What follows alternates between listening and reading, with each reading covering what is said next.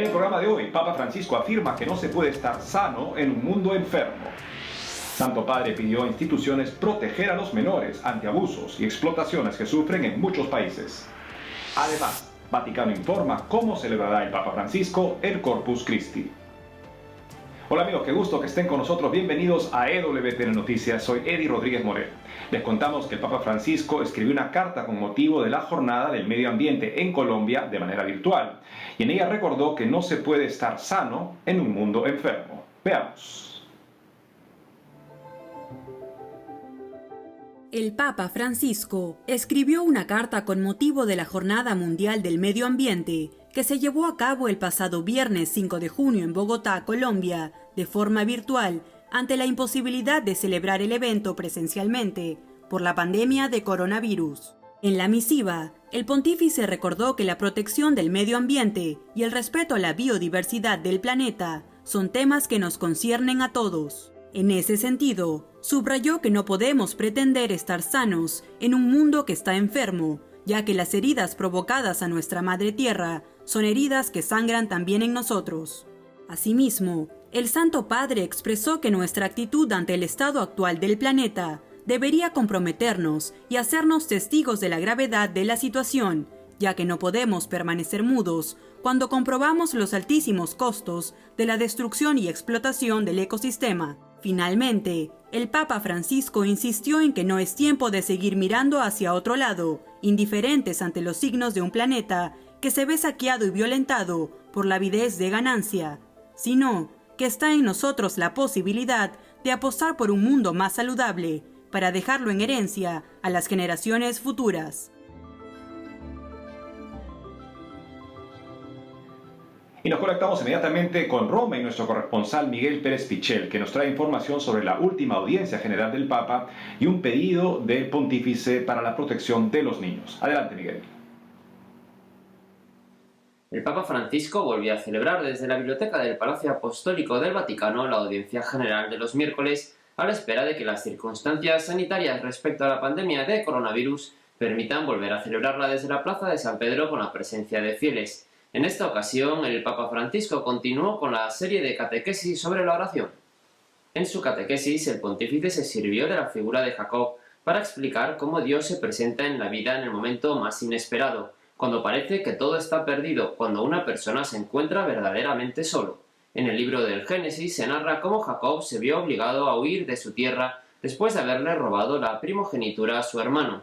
En el extranjero se sirvió de su audacia y de sus habilidades para los negocios para prosperar y convertirse en un hombre rico propietario de un gran rebaño al servicio de un potentado. Jacob, hijo de Isaac y nieto de Abraham, sentía que se podía valer por sí mismo, sin necesidad de Dios, pero entonces sintió la llamada de sus raíces y decidió regresar a su patria, donde todavía vivía su hermano Esaú. Al llegar a la última etapa de este viaje de regreso, hizo pasar a toda su familia y a su ganado el torrente que delimitaba las tierras de su hermano. Era de noche, estaba solo y un torbellino de pensamientos lo envolvía.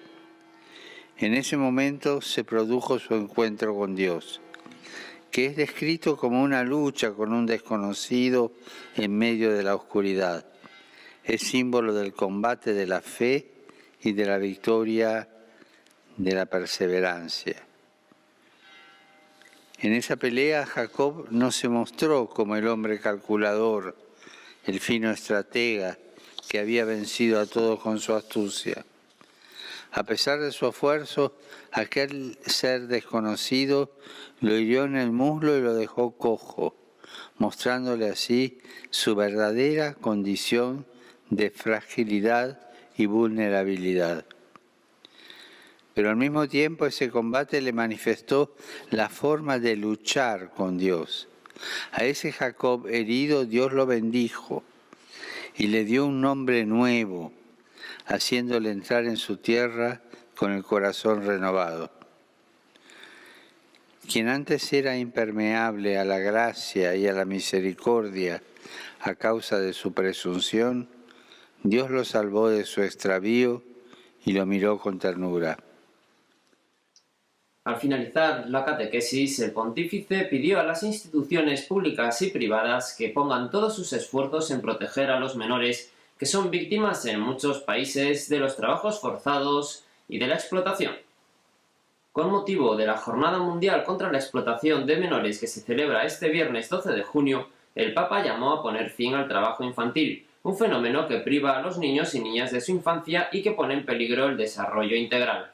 El Santo Padre explicó que en la actual situación de emergencia sanitaria, en algunos países muchos niños y jóvenes son obligados a realizar trabajos inadecuados para su edad, para ayudar a sus familias en condiciones de extrema pobreza.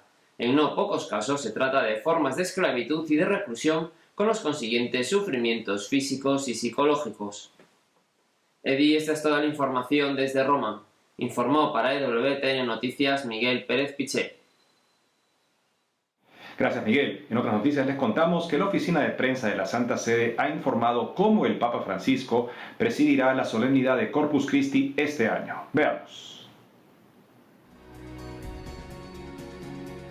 La oficina de prensa de la Santa Sede informó hace poco que el Papa Francisco celebrará este año la misa del Corpus Christi el domingo 14 de junio en el altar de la cátedra, en la Basílica Vaticana, frente a unos 50 feligreses. Como se sabe, desde la segunda semana de mayo se reabrieron las iglesias de Italia y del Vaticano para la celebración de la misa con presencia de fieles, luego de varias semanas de realizar las misas de forma privada para evitar los contagios por el coronavirus. Sin embargo, aún se deben mantener medidas sanitarias como la reducción del aforo y el distanciamiento de los asientos entre las personas para evitar nuevos casos de COVID-19.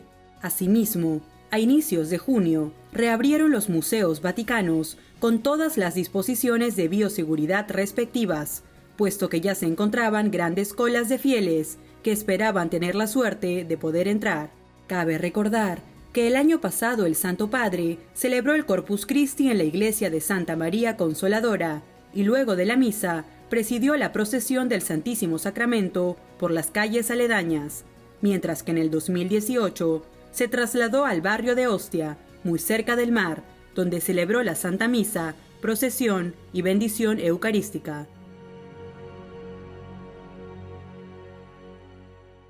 Y ahora nos vamos hasta Denver, Colorado, con nuestro director de noticias Alejandro Bermúdez, que hoy nos dará un análisis sobre la situación de explotación en la que se encuentran muchos niños que trabajan. Adelante, Alejandro. Amigos de WTN Noticias, un saludo muy cordial. Soy Alejandro Bermúdez, aquí es desde Denver, Colorado. El Papa Francisco, durante la audiencia del miércoles pasado, tuvo unas palabras muy importantes respecto de un problema que existe en toda nuestra región y del que no somos suficientemente conscientes nosotros los católicos, que es la situación de explotación en la que se encuentran muchos niños en el mundo del trabajo.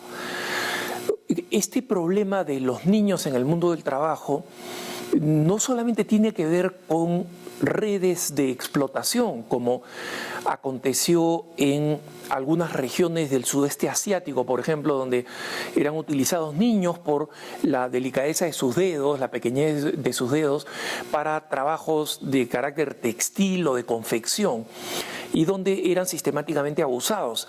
Estas formas sistemáticas de abuso en lo que se llaman maquiladoras de transformación y de elaboración ha sido sistemáticamente combatido, pero la gran mayoría de formas de explotación de los niños no acontecen porque caen en manos de explotadores de niños. Esto sigue pasando. Mucha de la mendicidad, por ejemplo, de los mendigos en nuestras capitales o en nuestras ciudades, son formas organizadas de mendicidad, ¿no? Y nosotros tenemos que tener mucho cuidado con la caridad como tratamos a esos niños, asegurándonos que no los ignoramos, ¿no? Que es totalmente anticaritativo, y que tenemos a mano para darles algo que va a servir para el niño, ¿no? Y no para aquellos que posiblemente los estarían explotando. Pero el problema principal, como ha señalado el Papa Francisco, es el problema de la pobreza.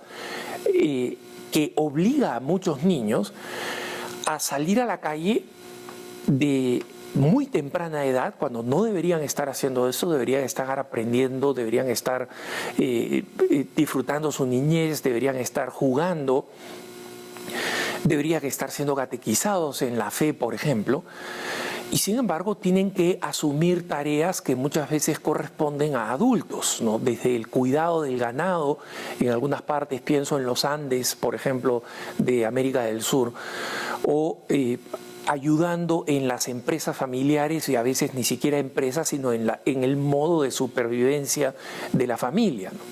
Esa es la razón por la cual el Papa Francisco pide que nosotros no solamente entendamos que este problema de la niñez que está trabajando fuera de su rango de edad, con trabajos que son realmente extenuantes, fatigosos, no solamente como un problema de policía, de investigación y de castigo de las organizaciones que hacen esto, que por supuesto tienen que ser perseguidas y tienen que ser penalizadas de forma justa, sino también un problema que está vinculado a la economía de nuestros países. Cuando pensamos en el desarrollo de nuestros países, cuando elegimos autoridades políticas, ¿qué plan tienen para acabar con estructuras de injusticia económica endémica, o sea, que están profundamente enraizadas en nuestras sociedades? Y cómo eso va a beneficiar a los más frágiles, a las personas que tienen menos habilidades, a las personas que nacieron en un contexto de pobreza y que en consecuencia no tienen las mismas oportunidades que los demás, y entre ellos, como ha querido el Papa recordar esta semana, los niños. Gracias por estar con nosotros, los dejo en compañía de la mejor información, EWTN Noticias. Gracias, Alejandro. Amigos, tenemos que hacer una pausa, pero al volver, iglesias en China deberán predicar el patriotismo para reabrir tras el coronavirus. Además, tendremos una entrevista especial con Eduardo Verástegui sobre su iniciativa de rezar el rosario por redes y que convoca a muchas personas. Ya regresamos con más información en EWTN Noticias.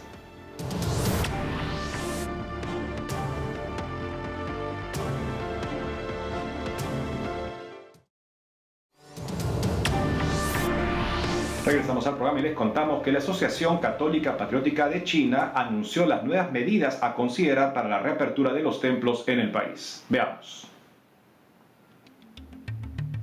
Hace unos días, las autoridades católicas patrocinadas por el Estado en algunas partes de China emitieron regulaciones sobre la reapertura de iglesias durante la pandemia de coronavirus, entre las cuales se incluye el requisito de predicar sobre el patriotismo.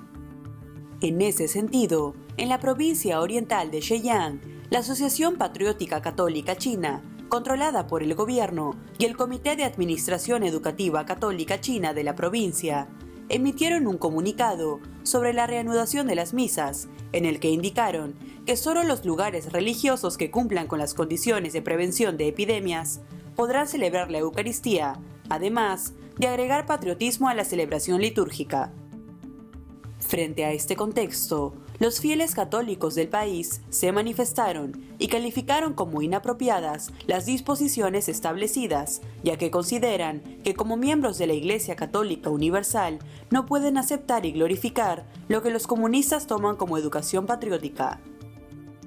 Asimismo, expresaron que el Partido Comunista Chino quiere reprimir y transformar la Iglesia Católica en la nación para promover mejor los valores comunistas.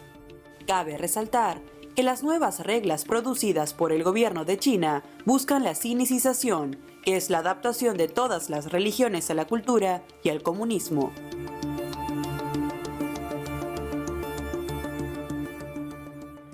Imagínense un país en el que existe un ministerio cuya función es asegurar que la prioridad de las iglesias sea transmitir la doctrina, la ideología del gobierno. Bueno, no estamos hablando de una novela de ciencia ficción, lamentablemente, estamos hablando de China en el año 2020. Eso significa patriotismo en las indicaciones que está dando la Asociación Patriótica China para la reapertura de las iglesias.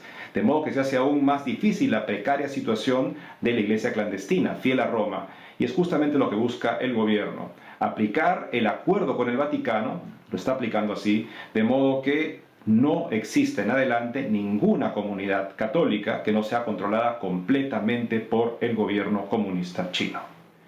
Y ahora nos vamos hasta México con nuestro corresponsal Diego López Colín, que nos trae información sobre una evaluación que están realizando las autoridades eclesiales del país para la posible suspensión de los festejos guadalupanos este año. Veamos. Hola Eddie, te saludo desde la Ciudad de México para contarte que autoridades eclesiales ya están evaluando suspender la celebración del 12 de diciembre, la cual festeja la Virgen de Guadalupe. La pandemia por el coronavirus obligó a la Basílica de Guadalupe a cancelar 2.000 de las 2.300 peregrinaciones programadas procedentes de varios países. Recordemos que este templo mariano es de los más visitados en el mundo y cada año recibe alrededor de 20 millones de peregrinos que buscan expiación, agradecimiento, celebración de la Eucaristía o cumplimiento de alguna promesa.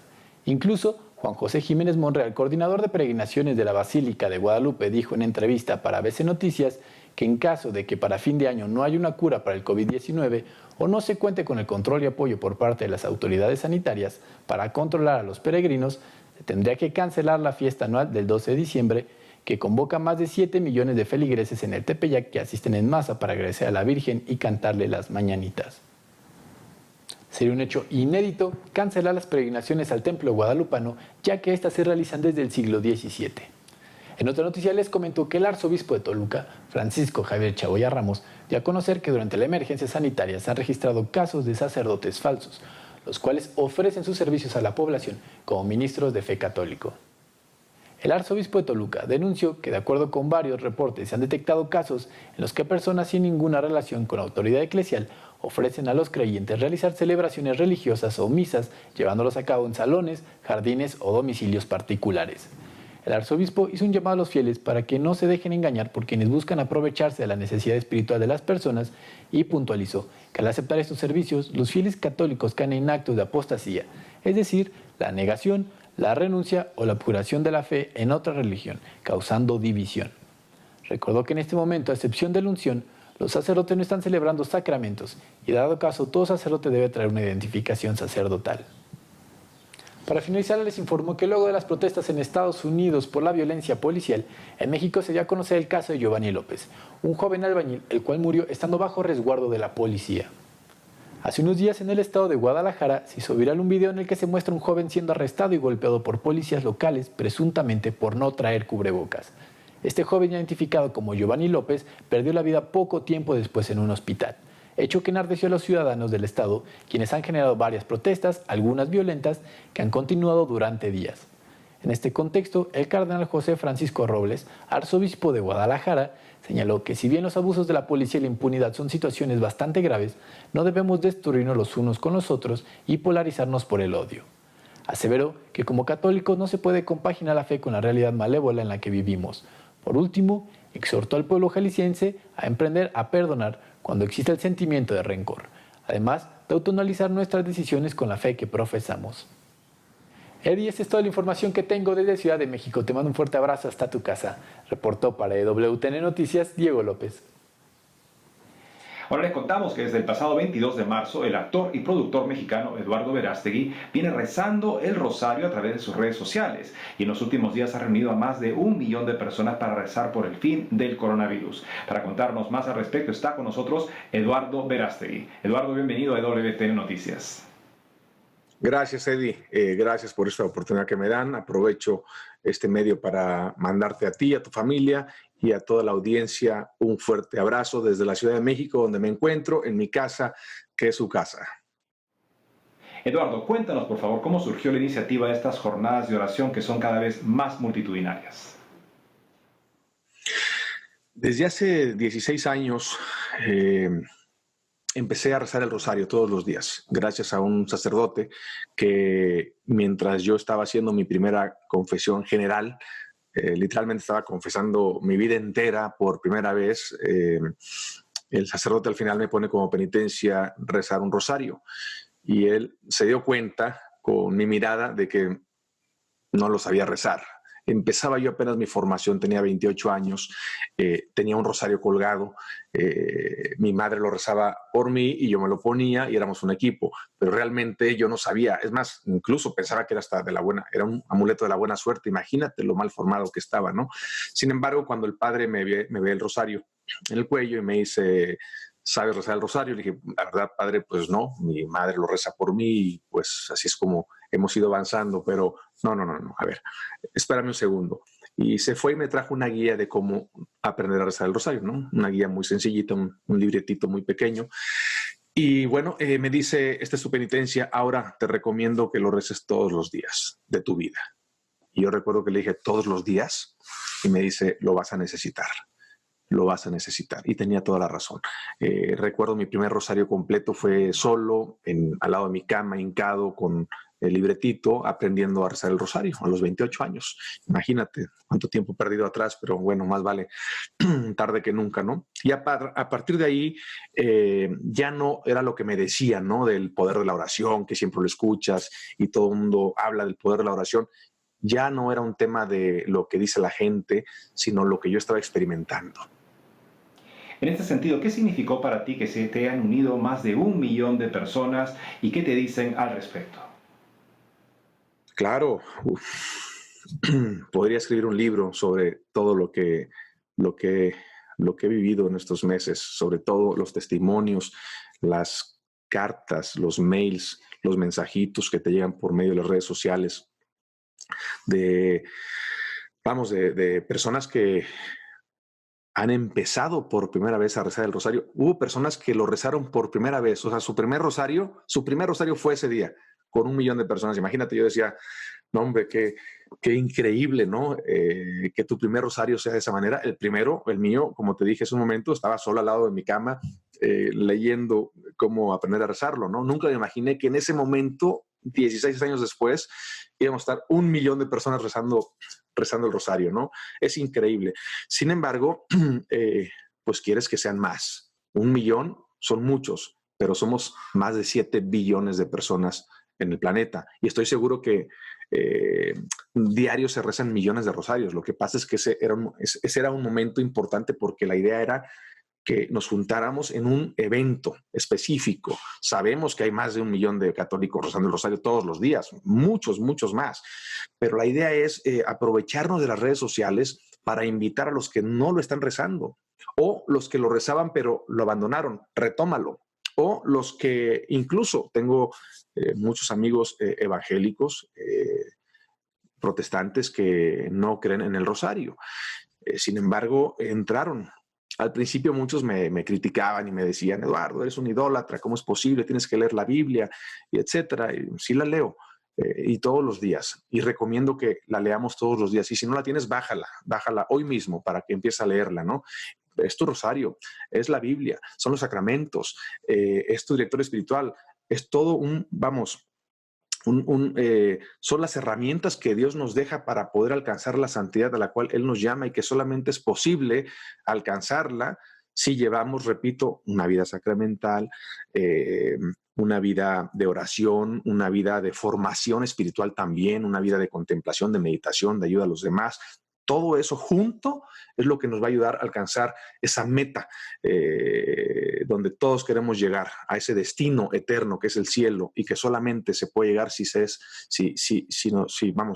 somos santos. Y la santidad, repito, pues por mérito propio no se puede porque somos vasos rotos. Es imposible, pero con la gracia de Dios todo es posible. Por eso tenemos que estar muy pegados a Dios. Rezo ¿para qué? Para lograr eso. Rezo para matar mi ego y hacer la voluntad de Dios. Rezo para recibir la fortaleza. Rezo para tener una mejor visión, para calmarme, tranquilizarme, llenar, para que Dios me bendiga y pueda yo cumplir la misión por la cual Él me ha creado. Y eso lo quiero compartir con todos. Fuimos 1 millón, sí, pues vamos por otro y por otro y por otro. Y que cada uno se convierta en esa águila mensajera, en el Juan Diego, que lleva el mensaje de la Virgen de Guadalupe a todo el mundo. ¿Y cuál es el mensaje? Pues es el primerito. el primerito, en el primer milagro de nuestro Señor Jesucristo. ¿Qué fue lo que hizo? ¿Qué pasó ahí en las bodas de Caná? Hagan lo que Él les dice. Ese al final del día siempre va a ser el mensaje principal. La Virgen de Fátima nos dice que recemos el rosario todos los días. La Virgen de Guadalupe, no te preocupes, que no estoy yo aquí, que soy tu madre, que no te va a faltar nada. Pero al final siempre es, hagan lo que mi hijo les dice. Eduardo Verástegui, muchas gracias por haber estado con nosotros en EWTN Noticias y seguimos unidos en oración. Querida familia de EWTN Noticias, les mando un fuerte abrazo y también gracias por transmitir el Rosario por el Mundo por medio de su página de Facebook. Dios los bendiga, unidos en oración, y también un fuerte abrazo a ASI Prensa, que también nos permite transmitir el Rosario por el Mundo en vivo por medio de su página de Facebook. Dios los bendiga y que la Virgen de Guadalupe nos cubra con su manto sagrado hoy y siempre y nos ayude a alcanzar la santidad a la cual Dios nos llama. Gracias, Eduardo. Y así llegamos al final del programa de hoy. Gracias por haber estado con nosotros. No dejen de seguirnos en las redes sociales y en ewtnnoticias.com. Hasta pronto.